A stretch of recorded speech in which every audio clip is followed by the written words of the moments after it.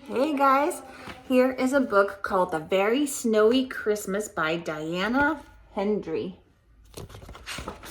I wish we had a very snowy Christmas. All right. It was Christmas Eve. Big Mouse was making cheese pies. Little Mouse was making paper chains. Merry Christmas to us! Merry Christmas to us, sang Little Mouse. Big Mouse, can I decorate the Christmas tree now? Can I? We'll do it together, said Big Mouse. Little Mouse hung golden acorns and mistletoe berries on the tree. Big Mouse put a star on the top. But we forgot the holly, cried Little Mouse. I'll go and get some, and off he ran. Make sure it has nice red berries, called Big Mouse. Little Mouse set off down the path singing, Jolly, holly, holly, jolly, jolly, holly Christmas.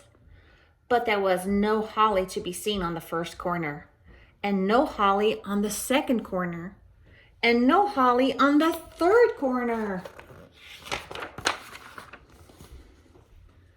So over the bridge ran Little Mouse, and at last he found a holly bush with shiny red berries. He jumped up and down with excitement. Oh, jolly holly, holly jolly, jolly holly Christmas, sang Little Mouse, stretching high on his toes to reach them. But suddenly, soft white flakes began falling all around him.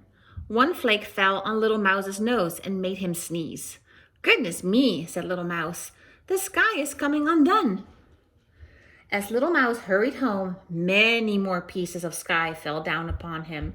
Faster and faster they fell. They fell on his ears and his whiskers and his tail. Oh dear, said Little Mouse. I'd better take some of this home to show Big Mouse. He'll know how to stitch the sky together again. Little Mouse made a ball of white flakes and put it in his bucket. Then back over the bridge he hurried. Suddenly, he saw a strange creature in the water, making faces at him.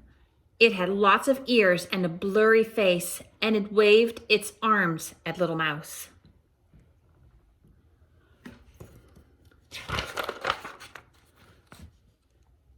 Oh, it's a mouse nest monster, squeaked Little Mouse, and he fell on his bottom. Oh, I wish Big Mouse was here, he cried, scrambling up. Back down the path ran Little Mouse, looking over his shoulder to see if the mouse nest monster was following him. It wasn't, but something else was. Little Mouse could see its paw prints coming after him.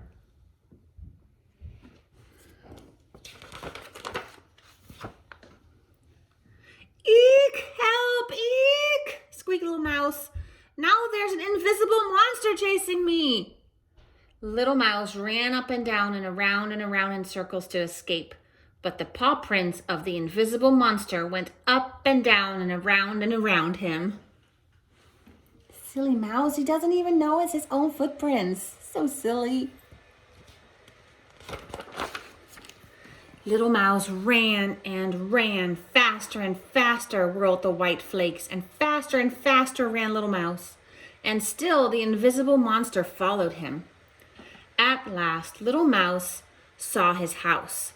But there in the garden was a huge white mouse. Oh, no, squeaked Little Mouse. Another monster waiting to catch me. Little Mouse trembled and began to cry.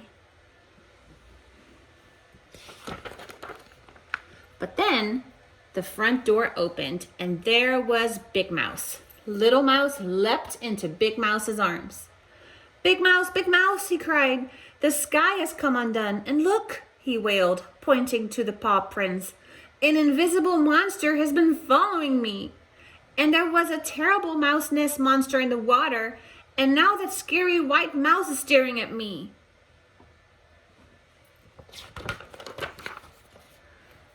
Oh, Little Mouse, said Big Mouse.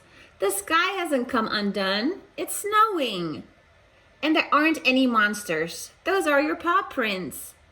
And that mouse nest monster was your reflection in the water. Look. And Big Mouse showed Little Mouse his face in a puddle.